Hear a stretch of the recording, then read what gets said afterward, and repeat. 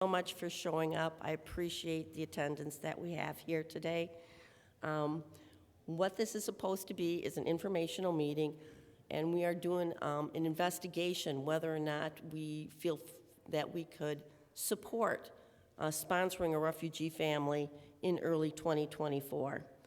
And I would just like to start by saying, people who are refugees, they have left their country because of persecution and severe human rights violations.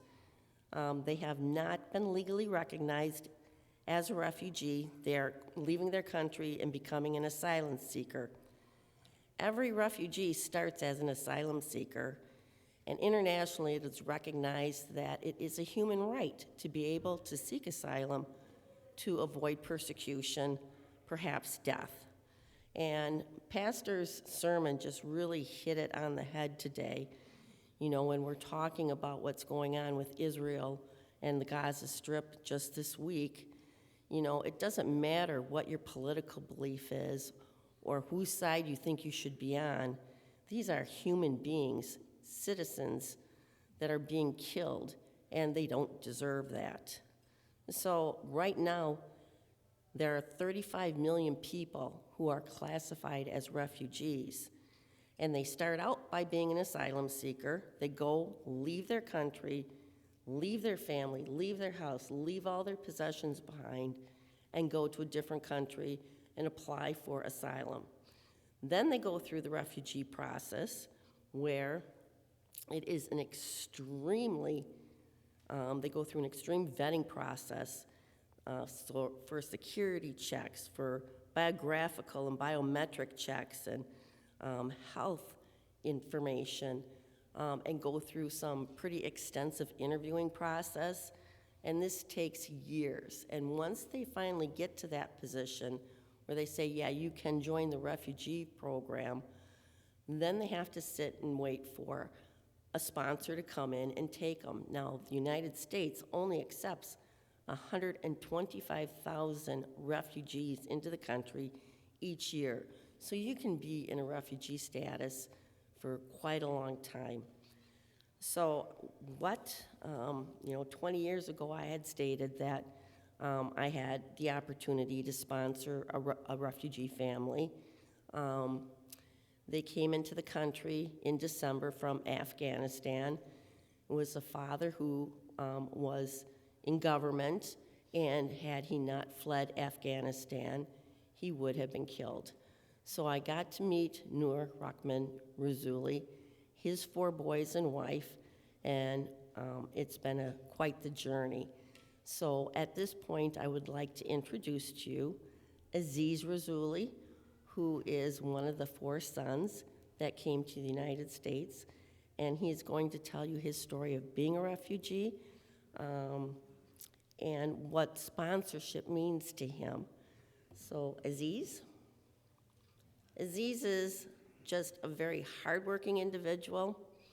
I have to say that their family was amazing because within 1 year of being in the United States, they were able to have purchased their first home. Aziz is a business owner, has cell phone repair, lives in West Bend, and this guy has got a heart of gold. So. And make sure this is in your mouth. Can you guys hear me? Okay, hey everyone. I will tell you who I am first. Originally, I am from Afghanistan. I born 1987, on March 8th. And my dad was in Russia. He was studying in Russia. When my dad come from Russia, that month that I born and Russia went out. Since I opened my eyes, I saw war in my country and fight every single day. My parents, my mom, my dad, when the Taliban take over, and I believe it was 1991, my dad and my parents separate. Not because they divorced, because of the Taliban take over and they come to our house with my mom, and my dad ran away from the window. and we didn't see my dad for a long time. Then we come back, enjoy together in Pakistan. From Pakistan, we moved to Iran. We lived in Iran for 4 years. Then we crossed the border. We go to Azerbaijan. When we moved to Azerbaijan, we applied for refugee status, to which is 5 countries was try to accept us. Was U.S., Canada, and another 3 countries from Europe. We applied for status, and they accept us in the United States. We supposed to leave Azerbaijan in September 13, that year that happened September 11, and we stuck for a couple of years. That is why was so many delayed. When we come to United States, Penny and her friends, the church, sponsor us. And when we come to this country, we don't have nothing. We don't have no family, and we don't know what to do. It was very hard for my parents, and we always look in the seals, just waiting for something. But we thought we were alone, but since we met Pennies and their friends, we feel safe and feel like we're home. They treat us one of them, and I really appreciate it. And we look for a job, and they find a job for us, and they get us to school. And that is motivate us. We have to do something, because they did something for us. And Penny at that time, 9-year-old daughter, and she come from work, and she didn't go home to see her daughter.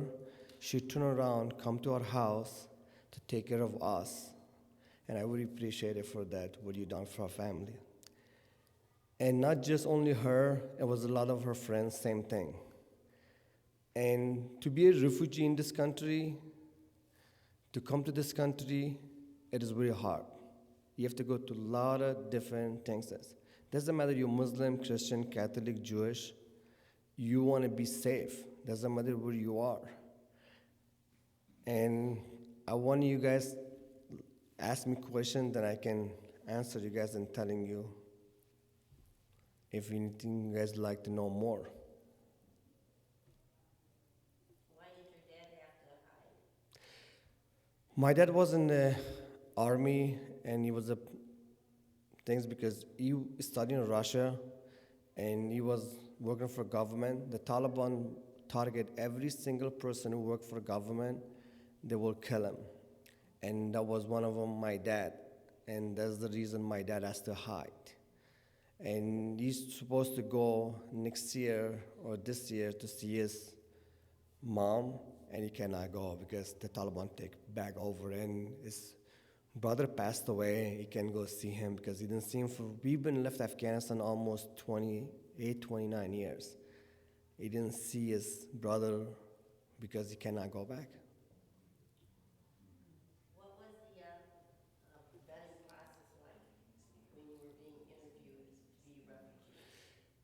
We have to go almost every week to this like office, and they interview my parents, and they interview my dad in a separate room and my mom in a separate room. Then they combine their answers, then they will come ask us. And even they ask us what do we eat the night we left Afghanistan. They want to make sure that we're telling the truth.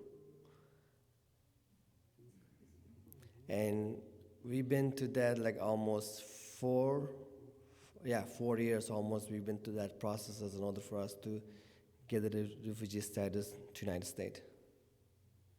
So when you came, you were still in school. When I came to this country, I was 16, and I started high school as a freshman.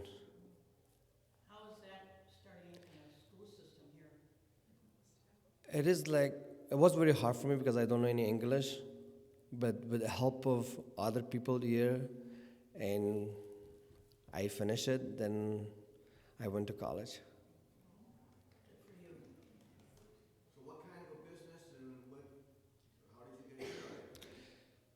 I went to WCTC as I did global business, and I work for a company called Johnson Control, behalf of Johnson Control. 40 years in Wisconsin. I work behalf of Johnson Control as a compliance, but I always want to do my own business in this country. And when I was in college, I was working part-time in a kiosk in the Mayfair Mall, and then I bought them out. And then, been now 9 years, I have my own business, and that drives me crazy. And I do real estate, and I do my own business in the Mayfair Mall. But this all happened because of Penny and her friends that help us out. And if it wasn't because of their help, I don't think so we can do it, or my family do it what we have right now. How many children do you have? That I know, 0. I've been engaged for 3 years, but I've been with my fiance for 7 years. And she's born, raised in West Bend, but her parents are Mexican. I'm just waiting for her to finish college. Hopefully next year she'll be graduate from Concordia. Then we will get married. So how did you two meet? I met her 2 friends at work. Her friends come to work because her friend was dating my friend, come to work to get a job. I supposed to give her a job. And that's the rest of history. No, in a Mayfair Mall. Yeah.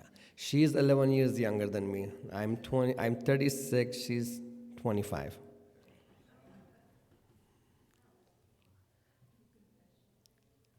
How long did it take for you to feel comfortable? Be honest with you, not that long. The help that we get from Penny's friends and Penny, and I can name it, Tom, Barbara, and Tina, and let's keep going, let's go on.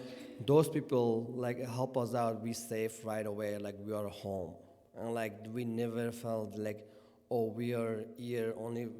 First was hard first couple months, but as we go learn English, we talk sign language with each other, and they invite us to their house, and they let us use their phones to call back home, and we don't know how expensive it will be.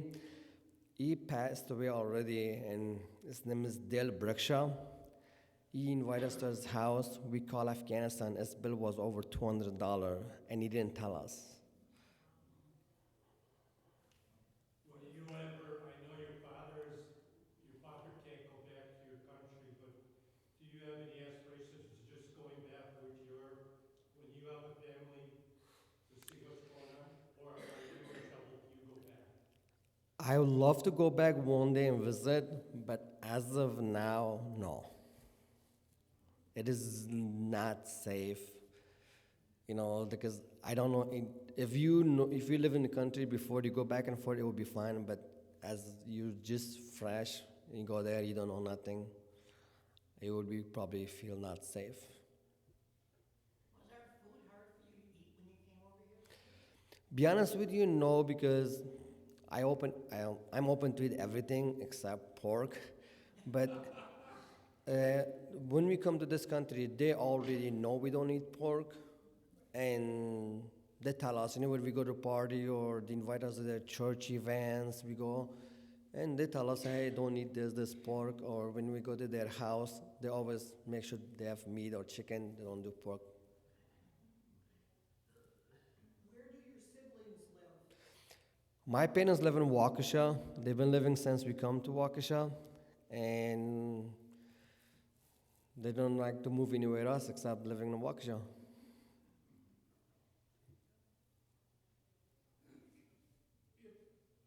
If we would go through the process, would you help us? Definitely, why not?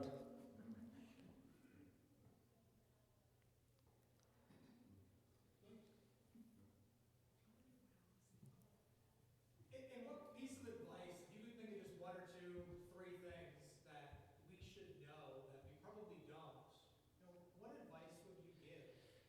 Each situation is unique. Like as a refugee. Yeah, because we want to make sure that anybody that we're working with feels be honest with you, the first things is like depends where they're from, depends on what religion they are. What like we never feel anything wrong, and like the best advice I can say the three things: just if you don't know they're females, don't hug them. Don't go like first time you don't know, because it happened, and his name is Tom Dunujer, and now we are like a family. We going back and forth for years. We don't have no issue. Now he can hug my mom with no problem. But the first time he come hug my mom push him, and probably he feel bad right away, and my mom feel like different. Then we realized later that there's a culture in this country to give a hug to people. But some country you don't hug women right away without of. Could I add something here? It's just really important, and I have a list of positions that I'm going to be looking for, and one of them is being a cultural expert, because I think if I had to do it all over again, I sure would have studied up more on Afghan culture, because Aziz is right. Men and women stay apart, and it's something we just didn't understand. I went to one of the wedding not too long ago, and it was from Pakistan. The woman was in different room, man was in different room, and it's okay. And I told the guy, "Where's all the woman?" And he says, "This, what do you mean, where's all the woman?" And I'm like, and every country is different, and ours, we mix woman and man. Like, that's how we grow up. And he said, "They're separate." I told him, "But that's not back home." He said, "Doesn't matter if it's not back home or if you're here, you have to just respect how you grow up." And I just walk out, I don't say nothing. This is a tough thing for me to ask you, but we have a lot of prejudice here in the United States.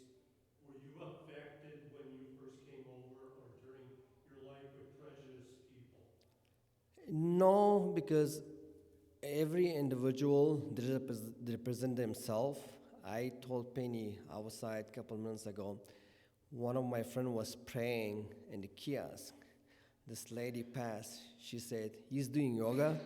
I told him, "No, he's praying." She said, "What do you mean?" I said, "He's Muslim, he's praying, Muslim pray 5 times. She said, "Oh, you're not supposed to be here, you're supposed to be back to this country." And I look at her, I saw like, oh, like this is not supposed to be nice to say it, but every person, individual, they represent themselves, not their religions or not their cultures. But if I want to go take it in like that, then I will be not happy. But I just ignore those things because it does not affect me. Can I add something here?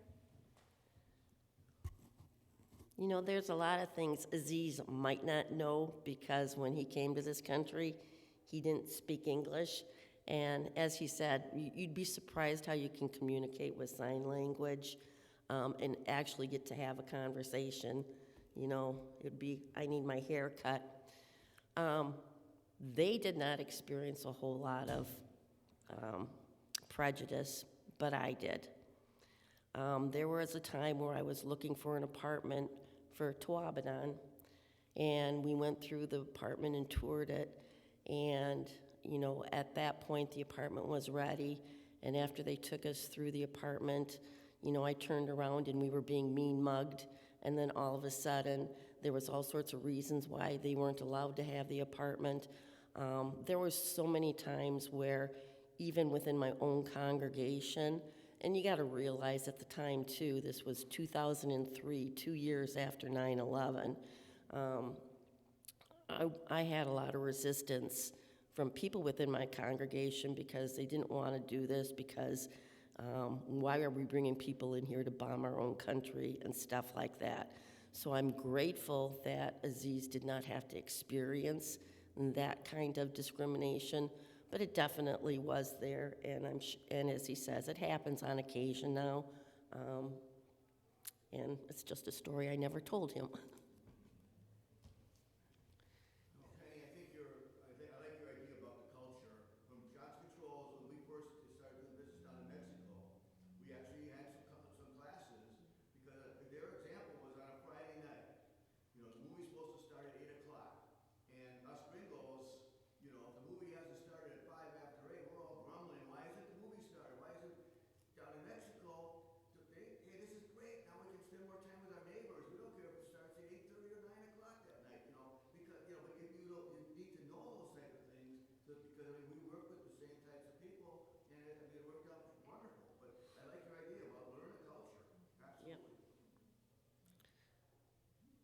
Anything else?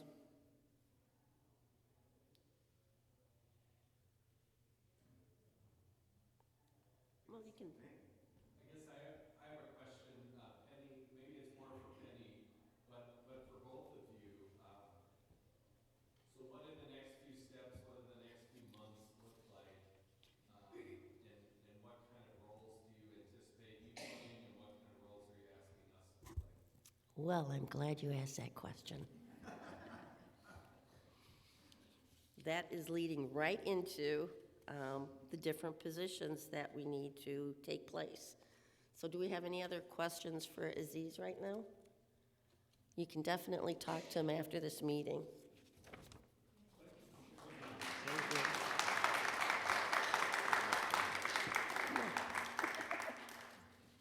Thank you, Aziz. You know, the one thing I gotta say is to bring in a refugee family, you know, you're helping that family out, but what you get back from that, I mean, I've learned so much about Afghan culture. Everybody here knows my little daughter, Patrice, which was the same age as Wally, his youngest brother, and I would drag a little 9-year-old over to their house.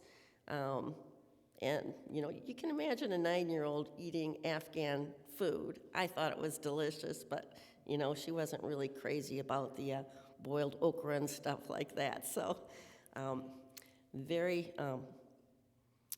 learn the culture, to learn their religion, to learn their customs, their traditions, it's just so rich in your life, and it fills your heart.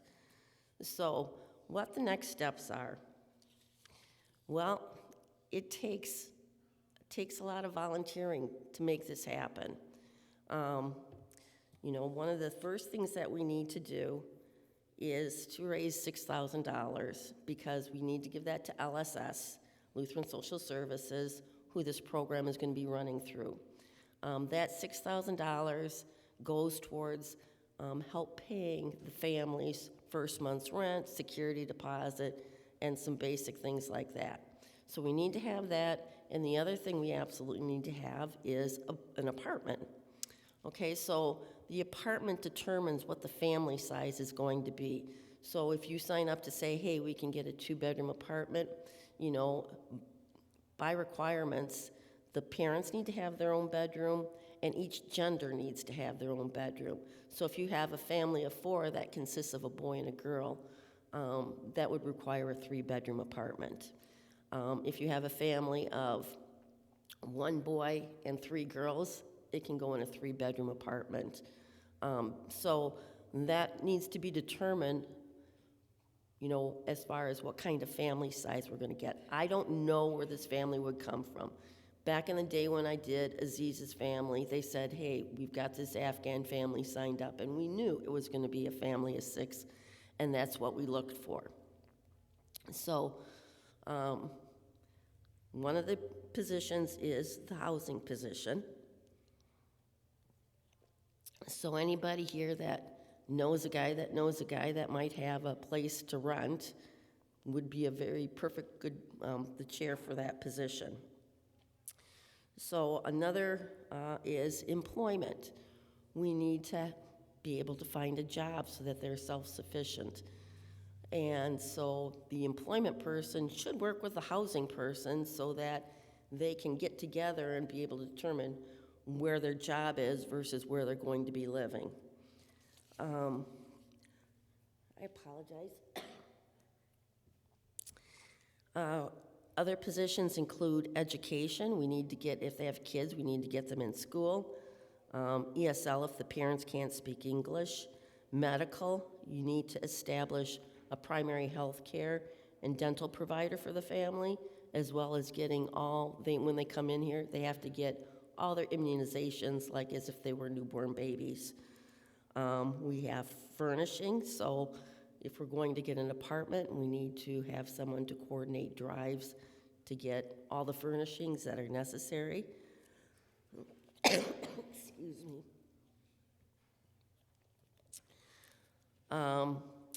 Someone who wants to head up the legal end of things, because when they get here, one of the first things they need to do is obtain a Social Security card, W-2.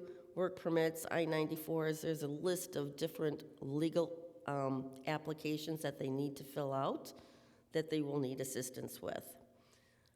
As I had mentioned before, we need somebody who say, I'll be a cultural expert, so that I will study whatever culture these people are coming from whatever country it is, so that we have a better understanding of what their needs are.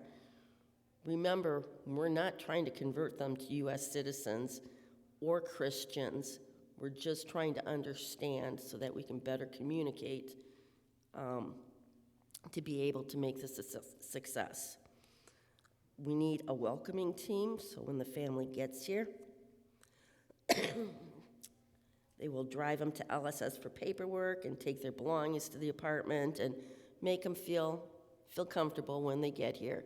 Keep in mind, when they do land in the United States, they're going to be exhausted, perhaps traumatized, and they need a lot of loving care. We need someone to coordinate volunteers for transportation. So if they have to go to a doctor's appointment or LSS, we have a group of people that are on standby that we can call and set up times to maybe drive people there. And then just people who want to be involved ongoing, help them with their English, show them where the park is, teach them how to grocery shop, all those kinds of things. So those are the committees I am looking for to fill. If you want to do one job, if you want to chair the committee, that would be wonderful. I will be leaving a sign-up sheet if you're interested out on the table out there to say, hey, yeah, please contact me. I'm interested in being part of this refugee resettlement. Now, getting the committees established is important because that is going to show us what kind of commitment that we have within the congregation.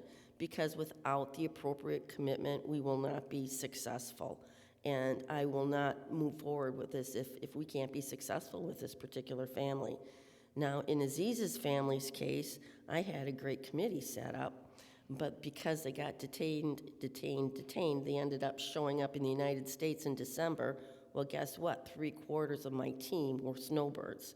So it was rough, and I have promised my husband I will not put myself in that position again, so. But we made it. Okay, so sign up for a committee position. Let me know how much you may want to be able to support. Based on that. What does LSS, kind of support does LSS provide? Well, Karen, I'm glad you asked that question. So as I said, we give LSS $6,000, and they put that in a bank. And each actual refugee that comes into the United States is awarded $1,100 per person, which also goes to LSS. So, as sponsors, we go out and we look for that apartment. We sign the lease, they sign the lease. LSS has guaranteed us, basically, that if something were to happen where the lease is broken, we would not be responsible for any of that rent. That's where some of that money goes to. They will pay the first month's rent. They will pay the security deposit. If the family still doesn't have a job and can't support themselves, they will pay the next month's rent. So they're there, and that fund group of money that's set aside is for pretty much all the refugees within their system, but they dole it out as the family needs it. There's some legal responsibility that they accept as well, correct? Yes, there is. Such as the lease, I did get clarification on that, because I said, honestly, in some instances, I've found that families have come into the United States, and then they say, oh, well, I have these people in Texas that I know, so they get up and immediately want to move to Texas. Well, we've just signed a 12-month lease. LSS would go in and take care of that or help us through that. So the first step you would have to do if moving forward, we have to attend a Zoom meeting that they have through LSS to go through training. Everybody would have to have complete a background check, so you have to fill out an application and get your background check done. If you're going to be, so anybody who has actual contact with the family, if you're doing the fundraiser for gathering furnishings and that's your position, and you're not actually having contact with the family, you don't have to have a background check, but anybody that's going to have face-to-face contact with the family has to have a background check. If you're driving them at all, you need to have your driving license checked, your whatever that is. I talked about finding the apartment. I talked about raising the $6,000. Once that's done, like I said, you say, we have an apartment and here's our $6,000. LSS will come on site and do an orientation with the team, and then basically attend regularly scheduled team meetings that we would have to make sure all our ducks are lined up in a row. And so the timing of this, we're looking at trying to sponsor this family around the first quarter of 2024. So that's all I got to say about that. Yes. Terry, maybe you can answer this question. Would this have to be a congregational vote to sponsor a family or not? Actually, I don't think so. We don't, it's an individual ministry, so it would be nice to have the council Why don't approve you it. the council, not the So, yeah, all the administrative teams are run through the council. As long as the council's okay with it, then it moves forward. Since I'm already speaking, I do have good news to share that we have $2,400 that has already come in, that we have not even tried to get money, and people are trying to support the program. Great. And one family has some very nice furniture, a bed, a futon, and a dresser. So if you head up one of these teams, there are people trying to help you already. We need the team leaders, like you're saying, to Right. make it work. May I say something? I was chairperson of the Mudich family who came over years ago, and what she's saying is we're getting so much more support than we got at that time. It was pretty much all up to us as the group, and LSS seems to be stepping in with all the little things, the details, with the social security and all that stuff, and a legal team. We didn't have that at that time. We didn't have all these extra things in the orientation that they're giving. So I'm going to say I think this is going to be a lot easier than the last time. And we have successfully done it multiple times here. It's worked here very well previously. So if there's concern, and there should be about prejudice and things like that, we will have to address those things. But I think that this church is absolutely capable of doing all of that work. I would have to say that ideally we would resettle this family in West Bend, because I think Slinger is a little small for housing and employment opportunities, as well as Hartford. Again, we have Aziz who is here willing to help us move forward, because he just cares about taking care of people and making sure they're okay. I've done this before, so I know what I've done right and I know what I've done wrong, which was plenty. And so, yeah, it's really just a matter of getting the manpower to say, hey, I'm going to be in charge of making sure they get all their immunizations and getting those type of peoples involved to make this successful. Aziz. I know some people in West Bend, even the families, refugee, when they come, over the past couple months, when they get a job, there's a program, they will build a house for them, they don't have to pay no interest. Yeah, you apply for it, and if you get accepted, they will build a house for you, and you just put some down pay, and then it's no interest. That's for the low income country. We have a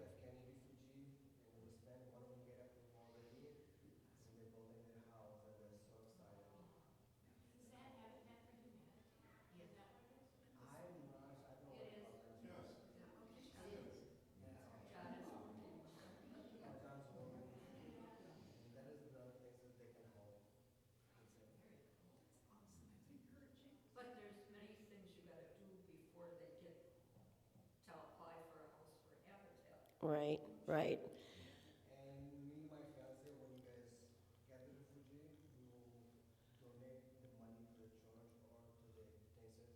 Open the gift he can in the family together.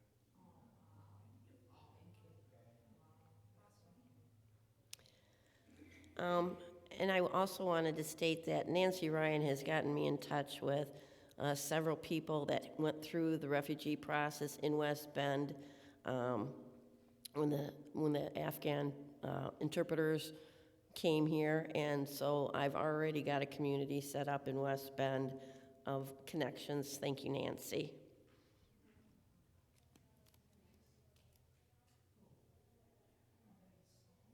So are there any other questions? Is this all exciting? Is this something we want to do? If so, put your name here. I have created a sign up genius like Karen had put together for Inasmuch Day. I've asked them to put it on the website so that if you wanted to go to the website, you can sign up there too.